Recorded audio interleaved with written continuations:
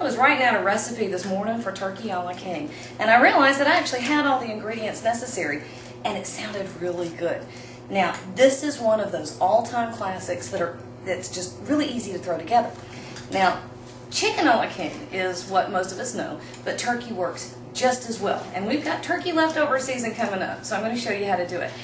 You can start with raw chicken or turkey, either one, and poach it off if you want to, but I just use leftovers. Now, it looks like a lot of ingredients, but don't worry about that because it's super easy. First thing we're going to do is start with a bechamel, and I've got 4 tablespoons of butter right here. This is for another application. Now, if you wonder about a bechamel, don't. There's a recipe and an explanation of exactly what it is on my website. It's one of the French mother sauces, and it's just a cream sauce that you can use for all kinds of stuff. So we're melting off our butter, and typically to thicken a sauce, you want to use a 1:1:1 ratio. Hey buddy, come on in, just be real quiet. That's my boy coming in from outside. Hello. 1 tablespoon of butter and 1 tablespoon of flour will thicken 1 cup of liquid, but I like it a little more thick than that. So I'm using 6 tablespoons of flour because we're putting in a good bit of liquid here. So can you see what we're doing here? Come in here and look. When you're making a bechamel, and this works for gravy too, you want to make sure that at this initial point, see how smooth that's getting? My butter's not quite melted, but that's okay. If you have no lumps here, you're not going to have any lumps later, and that's perfect. Okay, so now over here, I have red onion. I think in my original recipe I called for shallots, and I love shallots, but I didn't have any shallots, so I'm not going to worry about it.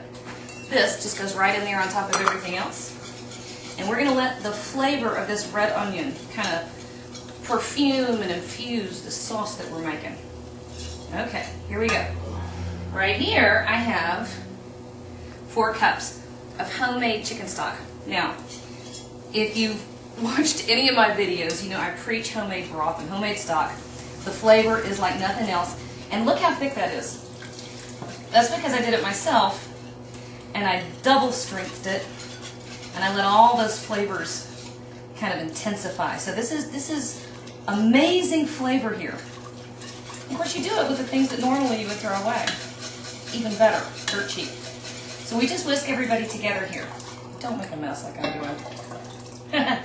My friend Leanne made a comment not too long ago about using the no pot left behind. That's definitely how I cook. Alright, so what we have here are the butter and the flour, a little bit of red onion or shallots, you know, if that's what you have, you know, but any kind of onion works. Now, 1/4 cup of sherry, classic in a cream sauce. Wonderful flavor. Feel free to skip it if you want to, but there really is something wonderful and indefinable that little touch of alcohol gives, and most of the alcohol burns off. Now this is almost ready to just sit back here and simmer away. I have Italian flat leaf parsley, it just goes right in the pot, and I also have a little bit of thyme. Now, at this point, this is ready to just sit here and cook down. Oh wait, no it's not, no it's not. 1/2 cup of heavy cream. Now it's ready to sit. Now we're going to let that simmer down. It's going to thicken up and get yummy. We're going to our next step. My pan's not quite hot enough. That's okay because we're going to take a break in a second. Another tablespoon of butter. Now, originally I think I called for button or cremini or shiitake mushrooms. What I had were these, oh shoot, what are these called? The great big ones. I had these on sale. What are they called? You know, you're laughing at me. What are they called? Portobellos. Portobellos, that's right. Portobellos were on sale, so this is what I have, and I simply cubed them up. You can use any kind of mushroom you like. I do like the darker mushrooms. I think that they have a little bit more flavor. But if button mushrooms are what you have, you know, that works. Not a problem. So all we're doing at this point is we're going to saute our mushrooms. So everybody in the pot, or in the pool, whichever you like. So we have our cream sauce back here, and it's going to simmer for about ½ an hour. We have our mushrooms here, and I'm simply going to saute these off in the butter until they get nice and fragrant, and leave everybody alone. A little pinch of salt for both. Here we go. leave everybody alone to do their thing for a few minutes, and I'll be back and show you the next step. All right, come here and look at this. This is beautiful. All right, so we've had just a bare simmer. I turned it all the way down to low. Look how lovely and silky that is. And we're about to make it even better because we have over here all of our mushrooms. See how far down they reduced? See how we've evaporated a lot of the moisture out? That's good because what's left is caramelized, toasty, yummy mushroom flavor. Awesome. All right, wait, I gotta grab my stuff.